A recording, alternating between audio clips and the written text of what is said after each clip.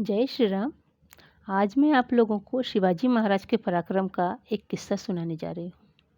मराठा साम्राज्य के संस्थापक शिवाजी महाराज के बढ़ते साम्राज्य को देखकर आदिल शाह सल्तनत डर गई थी। शिवाजी राजे ने आदिल शाह के कई किले जीत लिए थे। उनके पराक्रम के किस्से सुनकर आदिल शाह की बेगम यानी बीजापुर की महारानी की रातों की नींद हराम हो गई थी। आदिल शाह के मौत के बाद उनकी पत्नी यानी बड़ी बेगम ने राज्य की डोर संभाली। शिवाजी महाराज के बढ़ते कदमों को रोकने के लिए बड़ी बेगम ने आदिल शाह के सभी सरदारों को एक दिन अपने दरबार में बुलाया और उनसे पूछा कि उनमें से ऐसा कौन है जो शिवाजी महाराज को जिंदा पकड़ कर ले आएगा।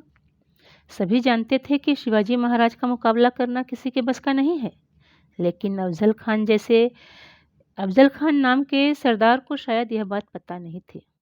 इसीलिए शिवाजी को पकड़ने की जिम्मेदारी ले ली। अफजल खान के बहादुरी के किस्से भी मशहूर थे। कदकाठी भी मजबूत थी और ऊंचाई 7 फीट। शिवाजी महाराज से लड़ने के लिए अफजल खान अपनी सेना के साथ बीजापुर से रवाना हुआ। शिवाजी की सेना अफजल खान के मुकाबले काफ़ी कम थी, लेकिन शिवाजी महाराज का नाम इतिहास में सुनहरे अक्षरों में ऐसे ही थोड़े लिखा गया है। किसके खिलाफ कौन सी युद्ध नीति अपनानी है, यह वे बहुत अच्छे से जानते थे। उन्होंने छापामारी युद्ध नीति का इस्तेमाल करते हुए अपनी सारी सेना प्रतापगढ़ के आसपास मौजूद घने जंगलों में तैनात कर दी, जहां अफजल खान की सेना जैसे हाथी, घोड़ा, ऊंट और तोप किसी काम की नहीं थी। जब अफजल खान को यह पता चला कि शिवाजी महाराज अपनी सेना के साथ प्रतापगढ़ के पास पहुंच गए हैं, तो वह भी उसी दिशा में निकल पड़ा। रास्ते में उसने भारी तबाही मचाई। उसने कई गांव ध्वस्त किए, महिलाओं पर अत्याचार किए और तुळजापुर के मंदिर को भी तोड़ दिया। शिवाजी महाराज को यह सुनकर गुस्सा तो बहुत आ रहा था, लेकिन वे सही समय की प्रतीक्षा कर रहे थे। शिवाजी महाराज को खामोश देखकर अफजल खान ने अपने वकील से एक संदेश भिजवाया कि जो भी किले उन्होंने आदिल शाह सल्तनत से जीते हैं, वे उन्हें लौटा दें और अफजल खान से माफ़ी मांगे।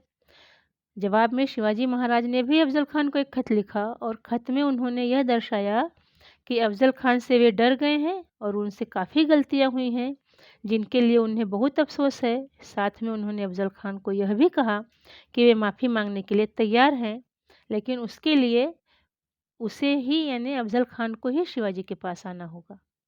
यह शिवाजी का अफजल पर पहला हमला था, जो आगे चलकर अफजल पर भारी पड़ने वाला था। अफजल खान ने शिवाजी की शर्त मान ली और वो मुलाकात करने के लिए शिवाजी के पास आने के लिए राजी हो गया। उनकी मुलाकात की जगह और शर्तें तय हो गई। ठीक प्रतापगढ़ किले के नीचे मुलाकात के लिए एक शामियाना बनाया गया। दोनों अपने 10-10 अंगरक्षक लेकर आए थे, जिन्हें शामियाने के बाहर ही खड़ा कर दिया गया और यह भी तय हुआ कि अंदर मुलाकात के वक्त सिर्फ दोनों ही मौजूद रहेंगे। तय समय पर दोनों वहां पहुंचे। बातचीत के दौरान माफ़ी मांगना तो बहाना बस था। अफजल खान तो शिवाजी महाराज को मारने का यह मौका छोड़ने वाला नहीं था।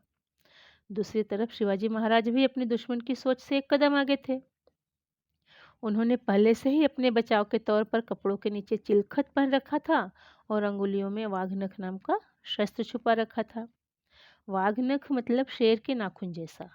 जब इसको पहनकर मुट्ठी बंद कर ली जाती है तो यह दिखाई नहीं देता है और समय आने पर इसका इस्तेमाल किया जा सकता है। शामियाने में दाखिल होते ही अफजल खान शिवाजी महाराज से गले मिलने के लिए आगे बढ़ा। गले मिलने के पीछे अफजल खान का मकसद तो शिवाजी को दबोचना था। 7 फीट का अफजल खान 5 फीट के शिवाजी महाराज को कसकर पकड़ा और उन पर अपनी कट्टार से हमला कर दिया, लेकिन शिवाजी महाराज के पहने चिलखत की वजह से यह वार खाली गया और उसी समय शिवाजी ने पलटवार किया और अफजल खान के पेट में वाघनख से हमला कर दिया और उसके तड़िया बाहर निकाल ली। ऐसे कई वार किए। अफजल खान वही ढेर हो गया। अफजल खान की आवाज़ सुनकर उसका अंगरक्षक अंदर आया और उसने शिवाजी पर हमला कर दिया, लेकिन उसी वक्त शिवाजी का अंगरक्षक जीवा ने यह वार रोक दिया। अफजल खान के अंगरक्षक को वही मार गिराया और इस तरह दोनों मारे गए। शिवाजी की विजय हुई। तो यह था शिवाजी महाराज के पराक्रमी जीवन से जुड़ा एक किस्सा। धन्यवाद।